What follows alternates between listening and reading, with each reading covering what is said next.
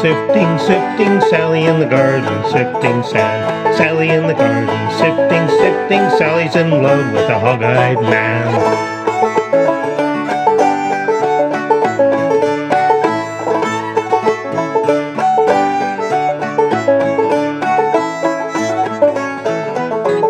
Granny Willie dog bite, cow kip, calf scratch, Granny Willie dog bite, no child no. Granny Willie hen peck, saw with the corn patch, Granny Willie hen peck, no child no.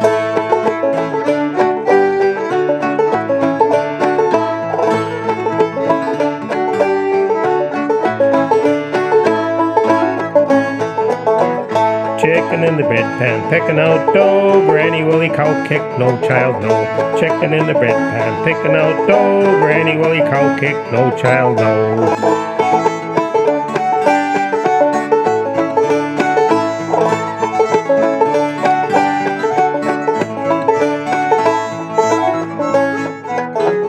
Granny Willie henpeck, henpeck, henpeck, Granny Willie henpeck, no child no. Granny Willie henpeck, henpeck, henpeck, hog bit her pecker off a long time ago.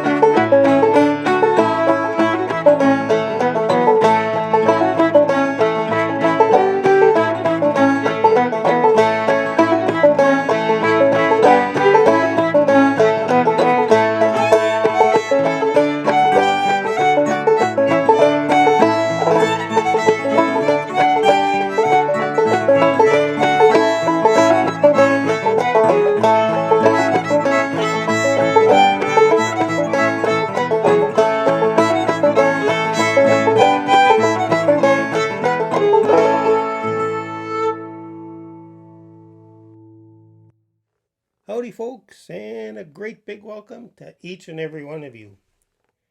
I just finished singing and playing the Hog-eyed Man, also known as Sally in the Garden.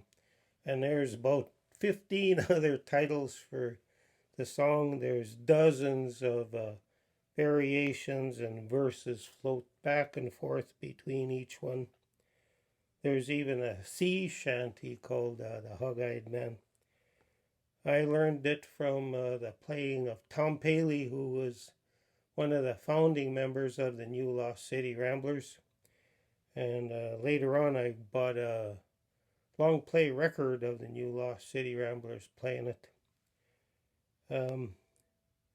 It was first recorded by the Pope's Arkansas Mountaineers in 1928. The one that I play. Anyway, hope you enjoyed listening to that tune. What I'd like to do now is continue my Bible readings about governments. So for those of you folks who are not interested in and do not want to hear a Bible reading, now's the time for you to end the video. I'll say adios and we'll see you next time. For those of you who are hanging on, I'd like to get to Romans 13 today. Romans 13 has been used and misused many times. Misused in beating people over the head to make them listen to all sorts of tyrannical rulers. Sean Klein sent in a good comment a couple of videos ago. He said just because it's lawful to do something doesn't mean you have to do it. For example, smoking weed and abortion, both are lawful, but it's against God's wishes for you as a follower of His. Romans 13, I'm going to read the first part of it, written by Paul. He wrote it during the first few years of the Roman Emperor Nero's reign. And in the first few years, Nero wasn't that bad a guy, but he went off the rails later on in his career. Paul writes, "Everyone must submit himself to the governing authorities, for there is no authority except that which God has established.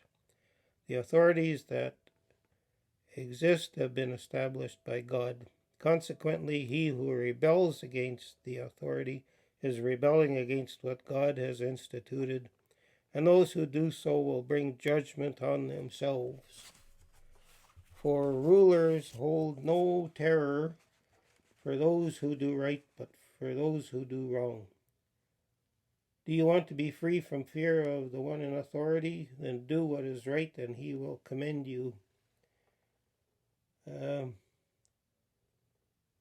There's a time if you have a tyrannical ruler and he commands you to do something that's against the will of God, then civil disobedience is suggested, not suggested, it's actually required.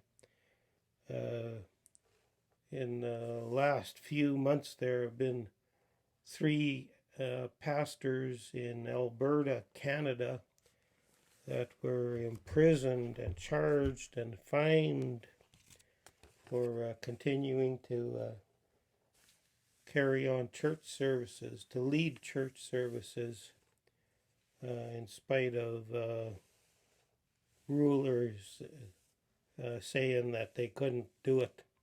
So it's okay for big department stores to be open and people to go into super centers and department stores and shopping malls. That's okay, but you're not allowed to go to church.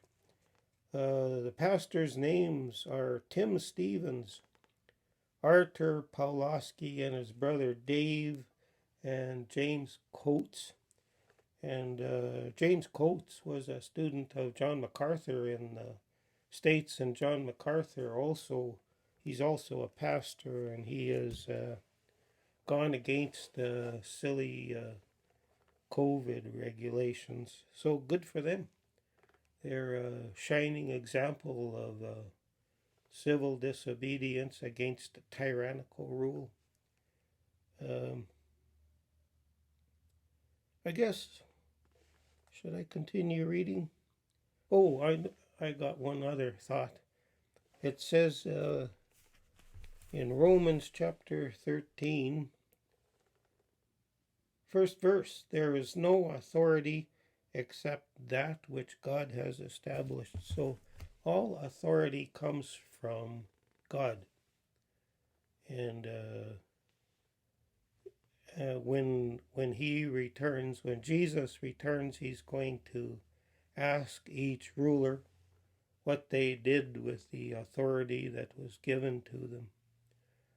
And if rulers were righteous and God-fearing, they would go to the Bible for their job description to see how they are to conduct governments and rule the people that they are responsible for. But if people twist their job description in the Bible around, then they're going to have to answer for it. Authority is given to rulers and kings and prime ministers and presidents by God. All authority comes from God, and they will be responsible, and they will have to answer for what they did with that authority. So, hope you enjoyed the reading from Romans 13, and hope you enjoyed the song.